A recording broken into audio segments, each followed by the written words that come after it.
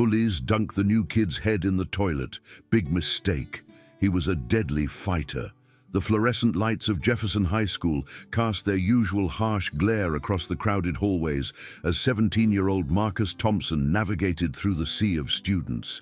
At 5'7", with a lean build and wire-rimmed glasses perched on his nose, Marcus had perfected the art of invisibility over his 3 months at this new school. His dark hair fell in soft waves across his forehead, and his clothes, always clean but never fashionable, marked him as an easy target in the unforgiving ecosystem of teenage hierarchy. Moving from Detroit to this small Ohio town had been his parents' attempt at a fresh start after his father's job transfer, but for Marcus, it felt more like starting over in enemy territory. He kept his head down, spoke only when spoken to, and had managed to maintain a careful anonymity until today. Well, look what we have here," came the familiar voice that made Marcus's stomach clench. Brett Morrison, the school's star quarterback, stepped directly into Marcus's path. At 6'2", with broad shoulders and the kind of confidence that came from never being told no, Brett commanded attention wherever he went. His 2 constant companions flanked him, Jake Sullivan, a stocky wrestler with cauliflower ears and permanent scowl, and Tony Ricci, tall and lanky with dead eyes that seemed to find amusement only in others' pain. Marcus tried to sidestep the trio, but Brett moved to block him again. "Not so fast, Four Eyes. We're just being friendly here." His smile was all teeth and no warmth. "You've been at Jefferson for what, 3 months now, and you haven't even introduced yourself properly." "I'm just trying to get to class," Marcus said quietly, adjusting his backpack strap with nervous fingers. He could feel other students slowing down around them, sensing the familiar prelude to entertainment at someone else's expense. "Oh, he talks!" Jake laughed, the sound harsh and grating. "We were starting to think you were mute or something. You know, besides being blind." He flicked Marcus's glasses, sending them sliding down his nose. Marcus pushed his glasses back up, his jaw tightening almost imperceptibly. What none of them knew, what nobody at Jefferson High knew, was that Marcus Thompson had spent the last 8 years studying Kyokushin karate under Sensei Yamamoto, one of the most respected masters in Detroit. He'd started training at age 9 after a particularly brutal encounter with bullies at his previous school, and his natural athleticism, combined with relentless dedication, had made him formidable in ways that his quiet demeanor completely concealed. But his sensei's teachings echoed in his mind. True strength is knowing when not to use your power. A master seeks to avoid conflict, not create it. His parents' words joined the chorus. "This is a new start, Marcus. Don't bring the old troubles with you." So Marcus endured. Each shove in the hallway, each accidental collision that sent his books flying, each snickered comment about his appearance. He absorbed it all with the breathing techniques and mental discipline his training had instilled in him. "Look at him just standing there," Tony sneered, moving closer. "I bet he's never been in a fight in his life. Probably runs home crying to mommy every day." The warning bell rang, providing Marcus with the distraction he needed to slip past them and hurry toward his AP chemistry class. Behind him, he could hear their laughter mixing with the general hallway noise, but he forced himself to keep walking with measured steps, refusing to give them the satisfaction of seeing him run. In class, Marcus took his usual seat in the second row, close enough to show engagement, but not so close as to seem over-eager. He pulled out his notebook and tried to focus on Mrs. Patterson's explanation of molecular bonding, but his mind kept drifting to the morning's encounter. He could feel the familiar burn of humiliation in his chest, the same feeling that had driven him to martial arts in the first place. The pattern continued throughout the week. Brett and his friends seemed to have made harassing Marcus their personal mission. In the cafeteria, they would accidentally bump into him while he carried his lunch tray, sending food spilling across the floor while the surrounding tables erupted in laughter. During gym class, Marcus became their preferred target for dodgeball.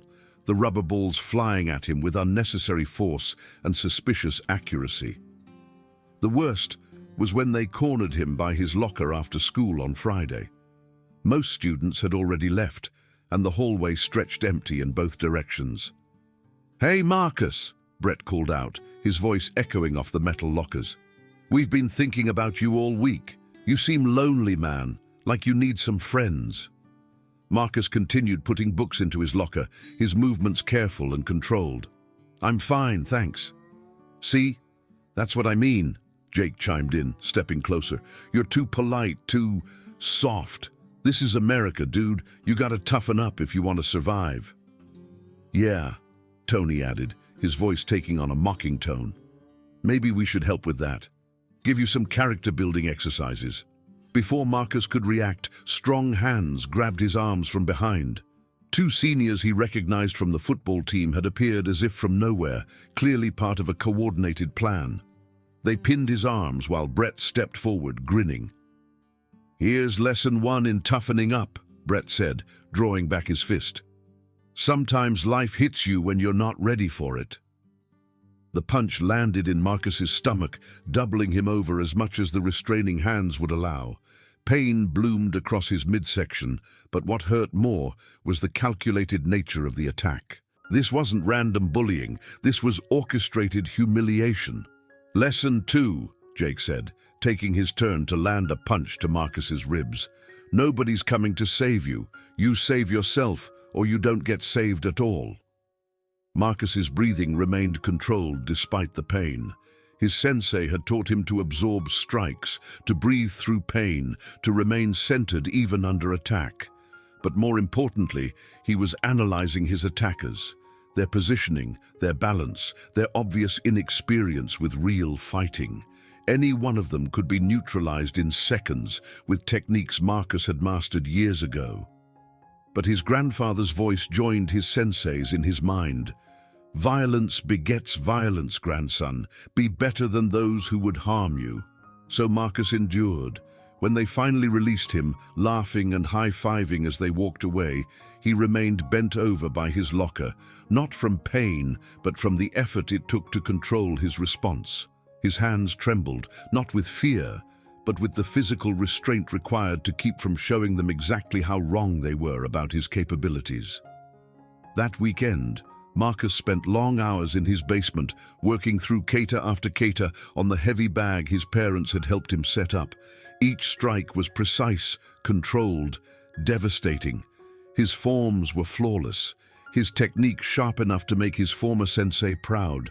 But with each movement, he reminded himself why he couldn't use these skills at school. Monday brought a new level of harassment. Word had apparently spread about Friday's lesson, and Marcus found himself the target of not just Brett's crew, but random students looking to prove themselves by picking on the easy target. His books were knocked from his hands no fewer than 6 times throughout the day. Someone stuck gum in his hair during third period. In the cafeteria, a group of freshman girls loudly discussed how pathetic he looked, speaking just loudly enough for him to hear every word. But it was Tuesday that changed everything. Marcus was in the bathroom during lunch, splashing water on his face and trying to center himself for the afternoon ahead, when the door burst open. Brett, Jake, and Tony filed in, along with 2 other football players Marcus didn't recognize. The look in Brett's eyes was different today, hungrier, more dangerous. "Well, look who we found," Brett said, his voice echoing off the tiled walls. "Having a little cry in private, Marcus?"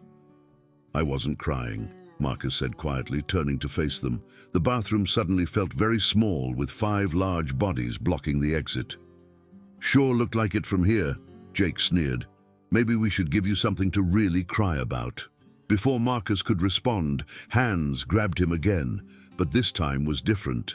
This time, they dragged him toward the stalls at the far end of the bathroom, their intentions becoming horrifyingly clear as they forced him to his knees in front of the furthest toilet. "Welcome to Jefferson High, loser," Brett laughed, pressing down on the back of Marcus's neck. "Time for your official baptism." The cold, dirty toilet water hit Marcus's face like a slap of reality. They held him there, his forehead pressed against the porcelain, water filling his nose and mouth while they laughed above him. The humiliation was complete, total, devastating. But as they yanked his head back up, water streaming down his face and soaking his shirt, something fundamental shifted inside Marcus Thompson.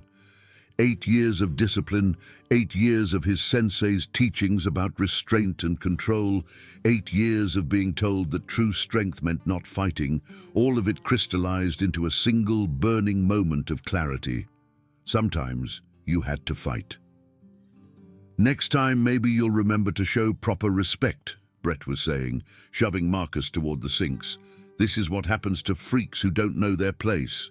Marcus stood slowly, water dripping from his hair, his glasses askew. He looked at his reflection in the grimy mirror, really looked, and saw not a victim, but a warrior who had been pretending to be weak for far too long. He turned to face his tormentors, and something in his posture made Jake take an involuntary step backward. "What's wrong with you?"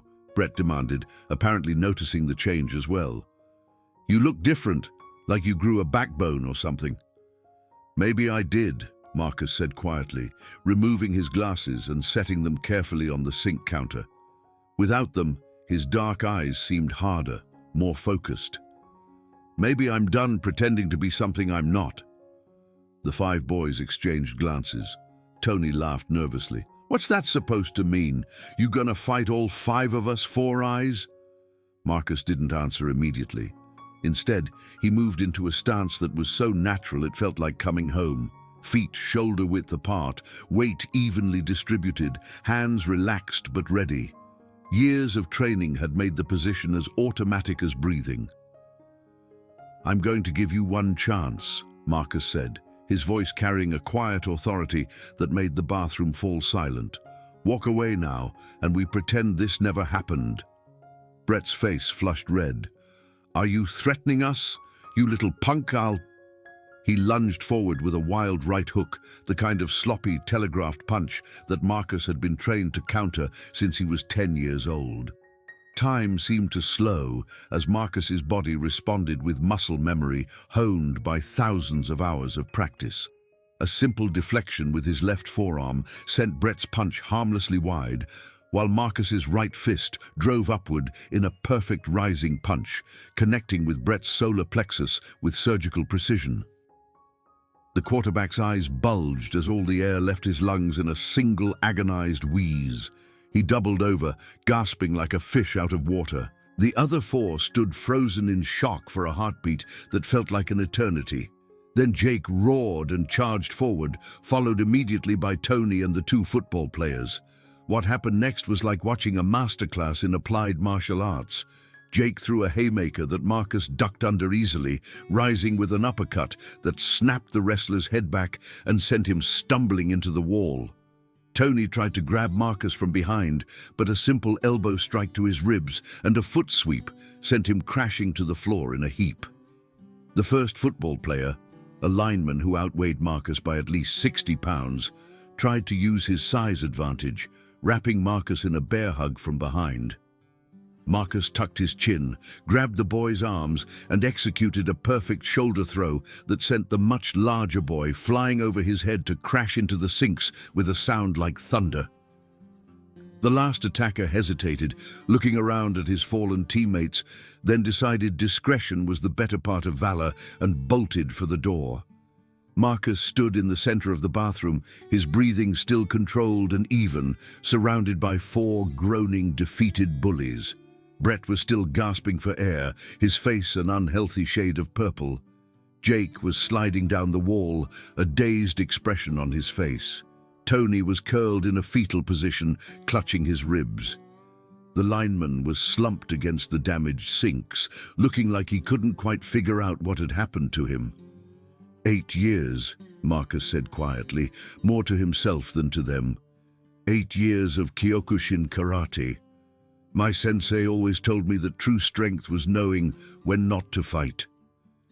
He walked over to retrieve his glasses, sliding them back onto his face with steady hands.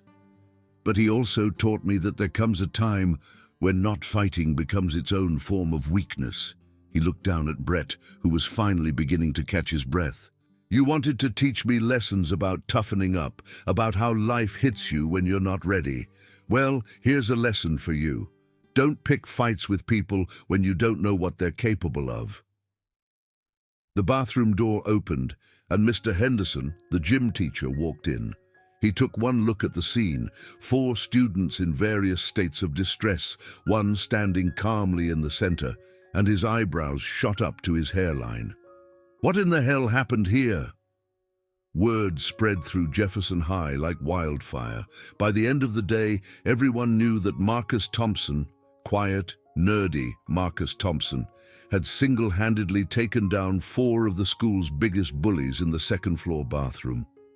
The story grew in the telling, as stories do, but the core facts remained the same. The kid nobody paid attention to was apparently some kind of martial arts expert. The disciplinary hearing was held the next morning. Principal Matthews sat behind his desk, looking stern as he reviewed the statements from all involved parties. Marcus sat quietly, his hands folded in his lap, while his parents flanked him with expressions of concern and barely contained pride. Mr. Thompson, Principal Matthews began, while I understand that you were defending yourself, fighting on school grounds is a serious offense regardless of the circumstances. I understand, sir, Marcus replied calmly. However, the principal continued, the witnesses who came forward paint a very clear picture of systematic bullying and harassment leading up to this incident. The bathroom attack in particular was completely unprovoked and frankly disgusting behavior. He looked at the 4 boys sitting on the other side of his office, all sporting various bruises and looking significantly less cocky than they had the day before. Mr. Morrison, Mr. Sullivan, Mr. Ricci, and Mr. Davis, you're suspended for 2 weeks. When you return, you'll be on probation for the remainder of the semester. Any further incidents and you'll be facing expulsion. His voice hardened. What you did in that bathroom wasn't just bullying, it was assault. Be grateful Mr. Thompson's parents aren't pressing charges. He turned back to Marcus. As for you, Mr. Thompson, 1 day of in-school suspension for fighting, regardless of the circumstances. But I want you to know that several students have come forward to describe the harassment you've endured since arriving here. That's on us as much as it's on these boys, and it stops now. The change in Marcus's daily experience at Jefferson High was immediate and dramatic. Students who had previously ignored him now nodded respectfully in the hallways. The whispered conversations that followed him were no longer mocking but impressed. Teachers looked at him with new interest, and more than one quietly asked if he'd be interested in starting a martial arts club. Most significantly, the bullying stopped completely, not just from Brett and his crew, who gave Marcus a wide berth when they returned from suspension, but from everyone. Word had gotten around about what happened when you pushed the quiet kid too far. But Marcus found that his victory didn't taste quite like he'd expected. There was satisfaction in finally standing up for himself, in showing that he wasn't the helpless victim they'd assumed him to be. But there was also a profound sadness in the knowledge that it had come to violence at all. 2 weeks after the bathroom incident, Marcus was approached by a girl named Sarah Martinez. She was petite, with large brown eyes behind glasses similar to his own, and she'd been dealing with her own bullying issues from a group of particularly nasty girls in her grade. I heard what you did, she said quietly, falling into step beside him as he walked to his car after school. With Brett and those guys, Marcus nodded but didn't say anything, unsure where the conversation was heading. I was wondering, Sarah continued, if maybe you could teach me. Some of what you know, I mean. I don't want to hurt anyone, but I'm tired of being scared all the time. Marcus stopped walking and looked at her. Really looked. He saw himself 3 months ago, desperate and afraid, enduring harassment because he didn't know any other way. But he also saw an opportunity to take his sensei's teachings in a new direction. It's not about fighting, he said finally. Most of the time, just knowing you can defend yourself changes how you carry yourself. People can sense confidence, even when it's quiet confidence. Sarah nodded eagerly. I understand. I just want to not feel helpless anymore. Okay, Marcus said, but we do this right. It's not about revenge or getting back at people who've hurt you. It's about protection of yourself and others who can't protect themselves. Within a month, Marcus had started an informal self-defense group that met after school in the gym. Principal Matthews not only approved, but provided official school sponsorship after seeing how the program was helping students who had previously been targets of bullying. The group grew steadily, attracting not just victims, but students who were genuinely interested in martial arts as a discipline. Sensei Yamamoto visited from Detroit for Marcus's 17th birthday, and his parents arranged for him to see what Marcus had built at Jefferson High. After watching a training session, the old master approached his former student with something that might have been pride in his usually stern expression. You have learned the most important lesson, Sensei Yamamoto said in his careful English. Strength shared becomes greater strength. This is true mastery. 3 months later, Brett Morrison approached Marcus after one of the self-defense sessions. The former quarterback had been keeping a low profile since his suspension. His status in the school's social hierarchy significantly diminished after word got out about his defeat. Can I talk to you? Brett asked, his voice lacking its usual arrogance. Marcus nodded, dismissing the rest of the group and waiting until they were alone in the gym. I've been thinking about what happened, Brett said, staring at the floor. About why I did what I did to you. Marcus waited, saying nothing. My dad, Brett continued, his voice thick with emotion he was clearly struggling to control. He's always been hard on me. Nothing I do is ever good enough. When I got to high school and everyone started looking up to me because of football, it felt good to have that power for once, to make other people feel small the way my dad makes me feel small. He looked up at Marcus, his eyes bright with unshed tears. That doesn't excuse what I did, I know that, but I wanted you to understand that it wasn't really about you. It was about me feeling powerless and taking it out on someone I thought was weaker. Marcus studied the boy who had tormented him for months, seeing him clearly for perhaps the first time. What are you going to do about it? He asked quietly. I don't know, Brett admitted. I've been seeing the school counselor. She says I need to find better ways to deal with my anger. Marcus was quiet for a long moment, then made a decision that surprised them both. There's room in the group if you're interested. Not as a leader. You'd start at the bottom like everyone else. But if you're serious about changing, about finding better ways to channel what you're feeling, the training might help. Brett's eyes widened in surprise. You'd let me join? After everything I did to you? My sensei taught me that everyone deserves a chance to become better than they were, Marcus said, but this would be your only chance. You hurt someone in my group, you disrespect the training or use it to intimidate people, and you're out permanently. I understand, Brett said quickly. I won't let you down. 6 months later, Marcus stood at the front of a gym filled with nearly 40 students of all grades and social backgrounds. What had started as a small self-defense group had evolved into something much larger, a community of students who supported each other, who had learned that true strength came not from dominating others, but from lifting each other up. Brett had become one of the group's most dedicated members, his natural athleticism serving him well in training, while his experience with bullying helped him mentor newer students who were struggling with similar issues. He would never be Marcus's friend, too much had happened between them for that, but he had earned a measure of respect through consistent effort and genuine change. As Marcus looked out at the assembled group, he thought about the boy who had walked into Jefferson High 8 months ago, desperate to remain invisible, enduring harassment because he thought it was his only option. That boy seemed like a stranger now, someone from a different life entirely. The training session ended with meditation, as all sessions did. In the quiet of the gym, with 40 young people sitting in peaceful concentration, Marcus reflected on the journey that had brought him here. His sensei had been right about so many things. Violence should be a last resort, true strength was about protection rather than aggression, and the greatest victories were often won without throwing a single punch. But he had also learned truths that went beyond his formal training. Sometimes standing up for yourself required more courage than enduring abuse. Sometimes the right kind of fight could prevent countless wrong ones. And sometimes the people who hurt us are capable of becoming better than they were if we're willing to give them the chance to prove it.